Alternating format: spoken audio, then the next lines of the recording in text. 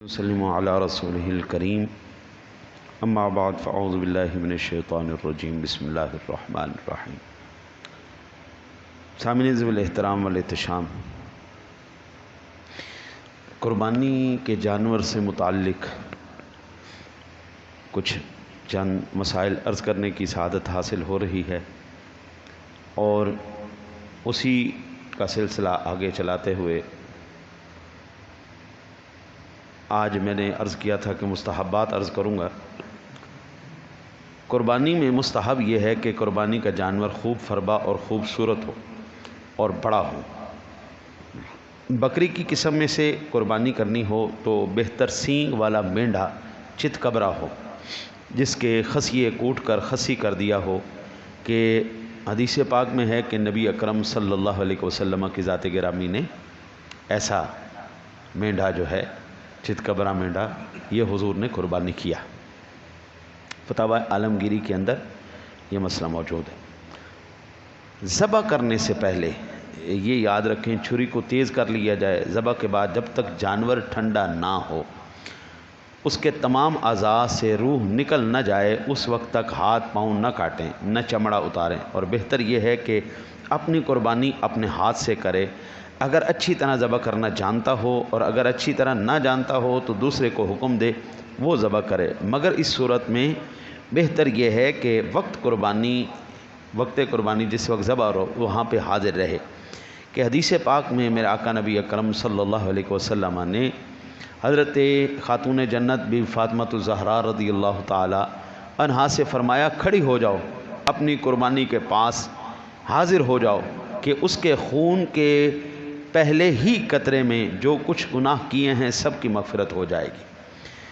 حضرت ابو سعید خدری رضی اللہ تعالیٰ نے عرض کیا کہ یا نبی اللہ صلی اللہ علیہ وسلم، یہ آپ کی آل کے لیے خاص ہے یا آپ کی آل کے لیے بھی ہے اور عامت المسلمین کے لیے بھی ہے؟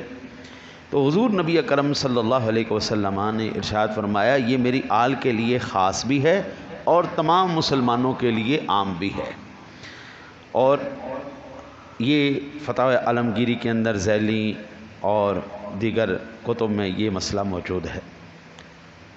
اکثر قصائی حضرات کیا کرتے ہیں، وہ بکرے کو جلدی ٹھنڈا کرنے کے لیے اس کی گردن کے وہ جوڑ کو چھڑوا کے اس کے اندر سے اس کے حرام مغز کو کاٹ دیتے ہیں، اور ابھی نہ جسم کے اندر حرکت موجود رہتی ہے اور پھر وہ کھال اتارنا شروع کر دیتے ہیں۔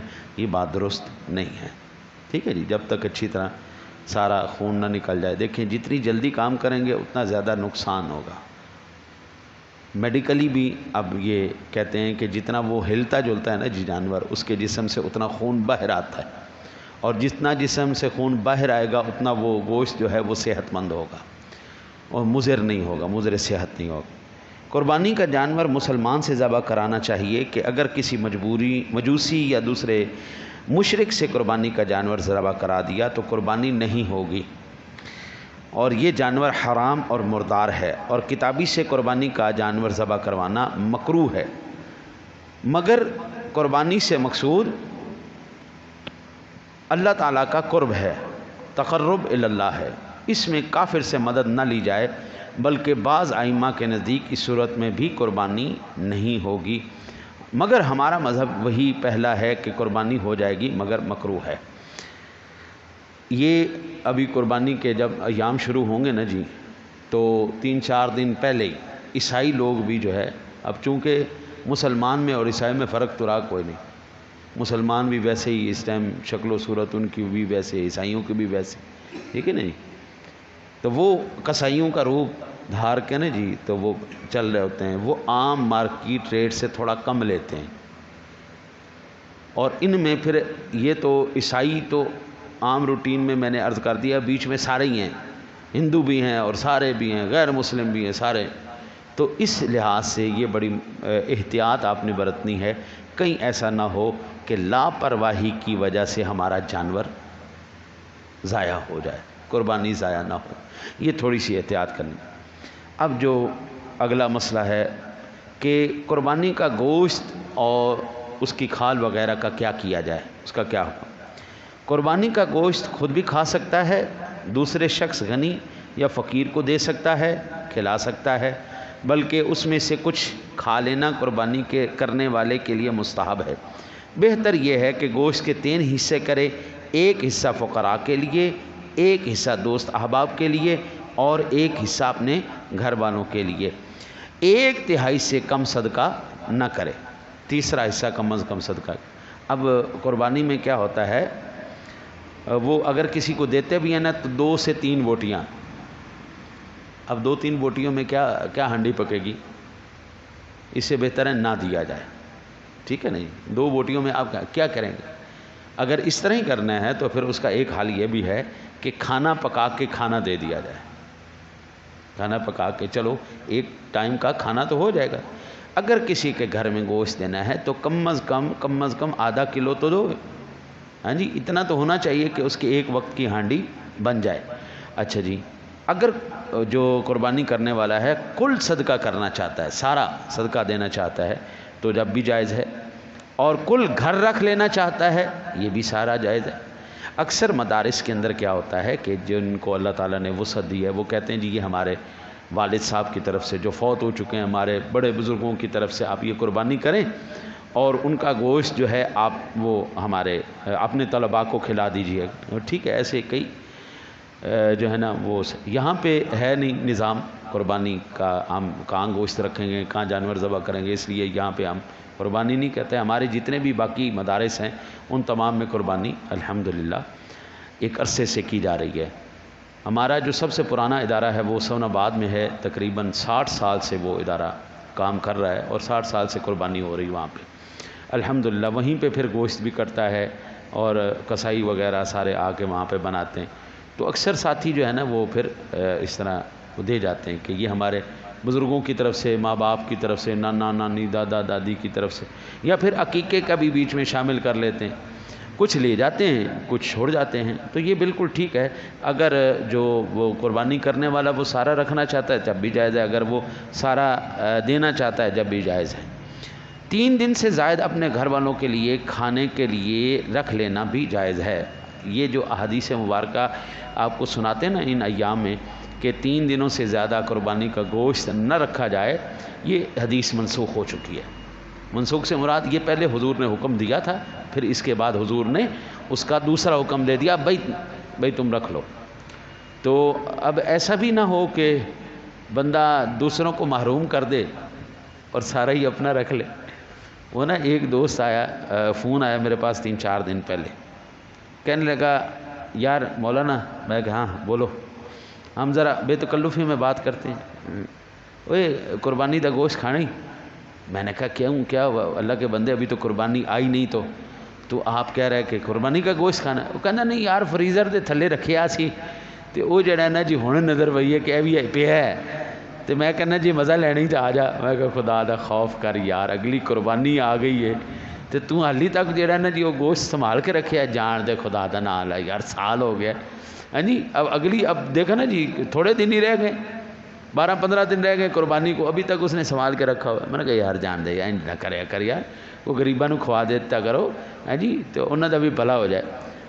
حالات کے پیش نظر البتہ اگر کوئی سارا رکھنا چاہے تو رکھ سکتا ہے، اور اس لیے یہ حدیث پاک جو سنائی جاتی ہے کہ 3 دن سے زیادہ گوشت نہیں رکھنا چاہیے، کیونکہ پھر سیدھا تو محرم شریف شروع ہو جاتا ہے ہاں جی، اگلا مہینہ تو محرم شریف کو چڑھ جاتا ہے، تو اس لیے پھر بعض لوگ کہتے ہیں جی محرم میں قربانی کا گوشت نہیں کھانا چاہیے، یہ جائز نہیں ہے۔ نہیں، یہ ایسی کوئی بات نہیں، جب حضور نے اجازت دے دی بات ختم ہو، حضور نے اجازت دے دی ختم ہوگی بات۔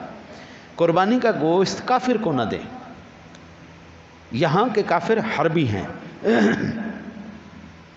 قربانی اگر منت کی ہے تو اس کا گوشت نہ خود کھا سکتا ہے نہ اغنیا کو کھلا سکتا ہے، بلکہ اس کو صدقہ کر دینا واجب ہے۔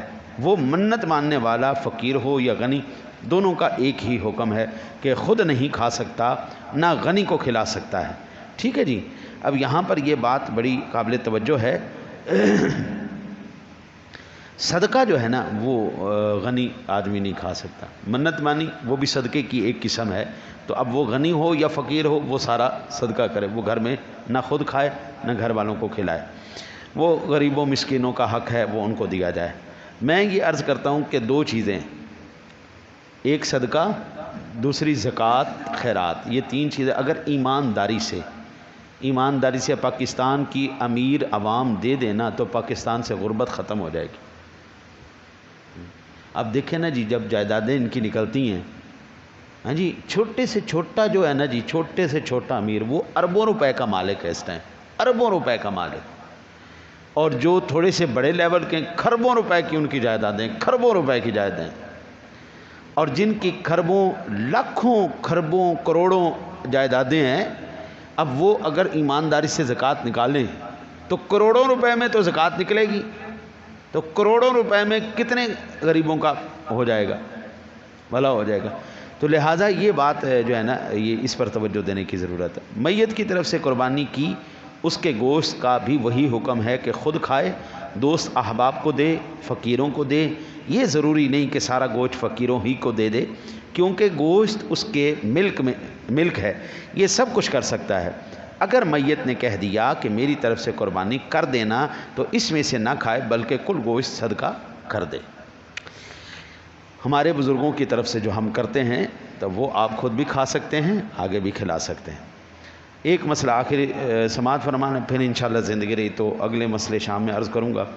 قربانی کا چمڑا اور اس کی جھول اور رسی اور اس کے گلے میں ہار ڈالا ہے، وہ ہار ان سب چیزوں کو صدقہ کر دے۔ قربانی کے چمڑے کو خود بھی اپنے کام میں لا سکتا ہے، یعنی اس کو باقی رکھتے ہوئے اپنے کسی کام میں لا سکتا ہے، اور مثلاً اس کی جائے نماز بنائے، چھلنی بنائے، تھیلی، مشکیزہ، دسترخوان، ڈول وغیرہ بنائے، کتابوں کی جلدوں میں لائے، یہ سب کر سکتا ہے۔ چمڑے کا ڈول بنایا تو اس سے اپنے کام میں لائے، اجرت پر نہ دے، اور اگر اجرت پر دے یا دیا تو اس کی اجرت کو صدقہ کرے۔ قربانی سے متعلق یہ اہم مسئلہ ہے۔ وہ سجا سوار تو ہم بہت زیادہ دیتے ہیں ان کو، لیکن اس کے بعد وہ ساری چیزیں پھینک دیتے ہیں، یہ اسراف ہے۔ رسی کسی اور بھی کام آ سکتی، اپنے ذاتی کام میں لے کے آؤ، اور وہ بک بھی سکتی ہیں، ٹھیک ہے نا جی۔ اگر اس کا چمڑا، یا اب تو چمڑے کا ریٹ ہی ختم ہو گیا جی، پچھلی دفعہ تو یہ بھیڑ شیڑ کی کھال تو انہوں نے لی کوئی نہیں، انہوں نے کہا جی لے جاؤ، ہاں جی۔ بکرے کی کھال بھی 50-60 روپے میں بک رہی تھی، وہ گائے کی کھال یار 300-400 روپے 500 روپے میں بک رہی تھی، یہ کوئی بات ہے؟ یہ سب تاجروں کی چور بازاریاں ہیں، چور بازاریاں۔ جب انہی کی چیزیں بنی ہوئی لینے جاتے ہیں تو کتنی، وہ ایک صحیح اصلی چمڑے کا جوتا لینا جائے نا جی، تو وہ 4000-5000 روپے سے کم میں نہیں ملتا۔ اچھا جی، 5000 روپے کا اتنا سا چمڑا استعمال ہوا ہوگا جوتے میں، ہاں جی، اور وہ پوری گائے کی کھال، بڑی کوئی اچھی نسل کی کھال تھی، 700-800 روپے کی، 1000 روپے کی بکی ہے، ورنہ۔ اور اونٹ کی کھال دیکھو کتنی بڑی ہوتی ہے، اور پچھلی دفعہ 50 روپے کی اونٹ کی کھال بکی ہے۔ یہ چور بازاری ہیں، ہاں جی۔ تو اب ان کا حل یہ ہے کہ جتنے بھی قربانی کرنے والے ہیں وہ اپنی کھال خود استعمال میں لائیں، مصلح بنائیں، حضور کی سنت بھی ہو جائے گی۔ جب ایک سال ان کو یہ ڈز پڑے گی نا تو خود بخود یہ ریٹ انسانوں والے لے کے آئیں گے۔ یہ چور بازاریاں کرتے ہیں، ان کو پتہ نہیں ہے انہوں نے اللہ کی بارگاہ میں جواب کو نہیں دینا۔ لہٰذا یہ چیزیں بھی قابل توجہ ہیں کہ اسراف بھی نہ ہو اور ضائع بھی نہ کیا جائے۔ اللہ سے دعا ہے اللہ آپ کو مجھے حضور سرور دو عالم صلی اللہ علیہ وسلم کے شریعہ مطہرہ پر عمل کر کے سچا مسلمان بننے کی توفیق عطا فرمائے۔